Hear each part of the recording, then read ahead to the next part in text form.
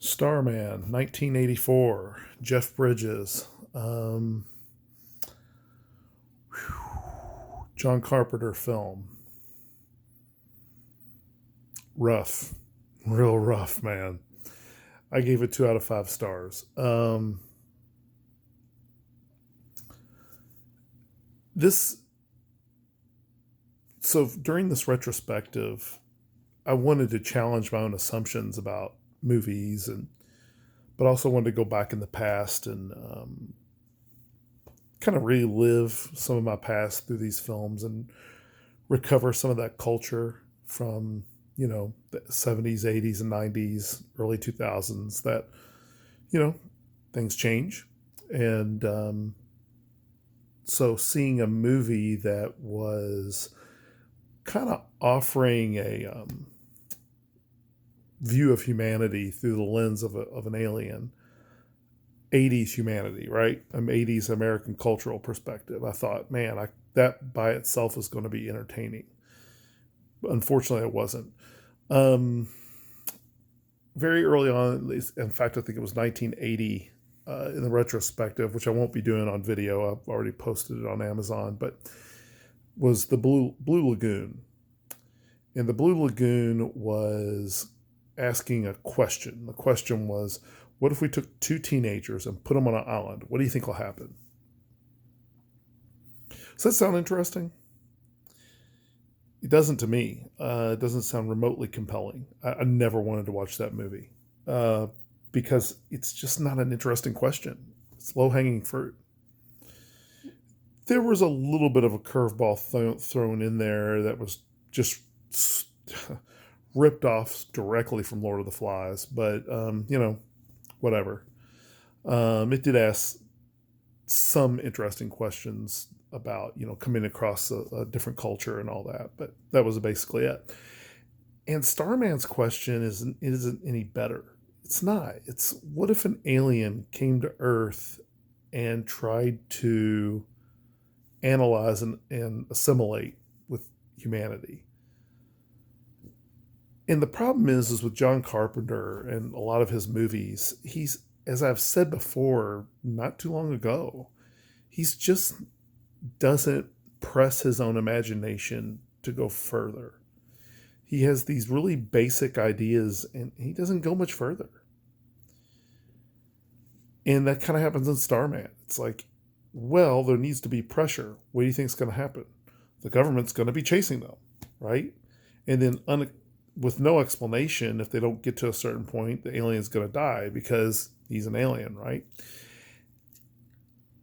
This is really contrived, and even by 1984 standards, is entirely unimaginative and totally uninteresting. And I won't spend a lot of time on this part, but there's a little bit of a spoiler, I guess. There's a deer hunter. He's got a dead deer, and the alien goes, what's the point here? It's really funny. It says, well, do humans eat each other? And the woman's like, no. And he's like, oh, he's like, but you'll eat a deer or whatever. And yeah, no, you're very primitive. I'm gonna talk this in another time in another video about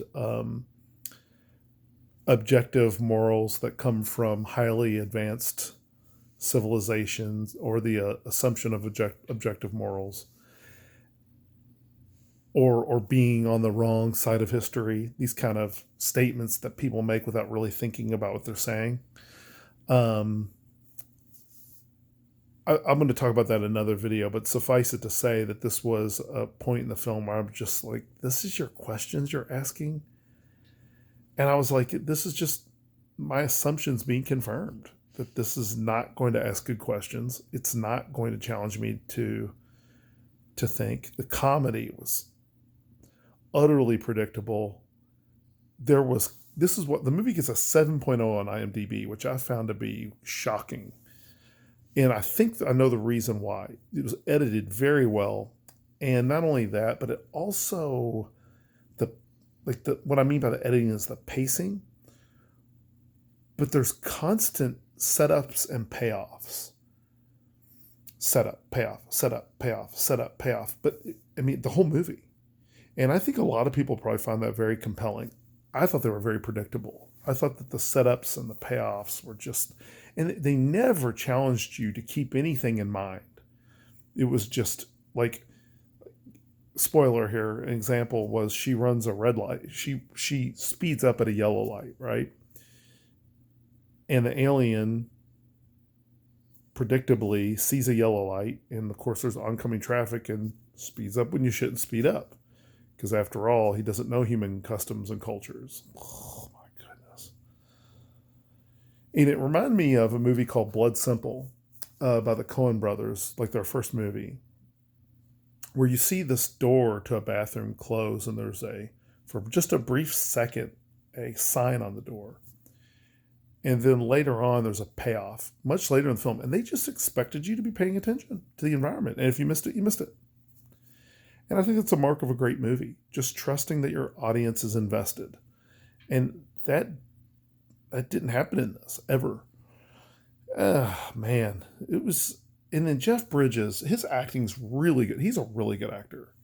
I mean, watch him in Big Lebowski. He's radically different. Not to bring all these Coen Brothers films up, but I mean, he's radically different from other movies you'll see him in.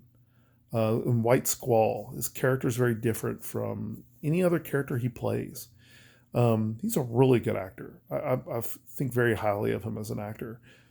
And he's great in this too. But he's basically acting like an alien. Whatever your imagination, if someone said, hey, we're going to cast you a movie and you need to play an alien, and we want the audience to see that you're an alien at all times, what would you do? Because whatever your first thought is what Jeff Bridges did.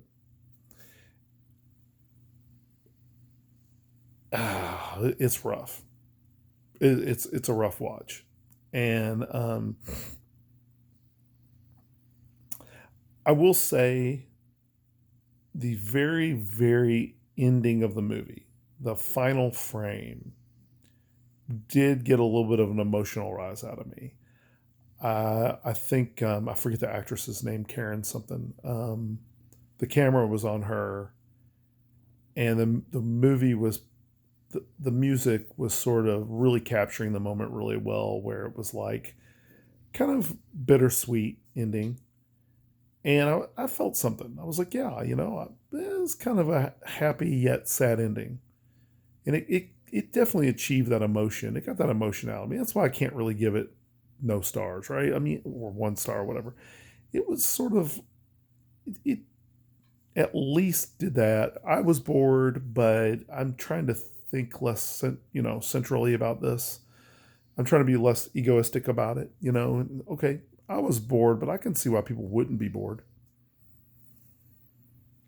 There have been much better movies in this retrospective. Again, I have a lot to say this is a Christian channel. I have a lot to say about the ethics on this, the ethical assumptions and everything. But I do have another video I want to make about that, so I'm not going to spill all that here. If you watch it, I hope you got more of it than I did.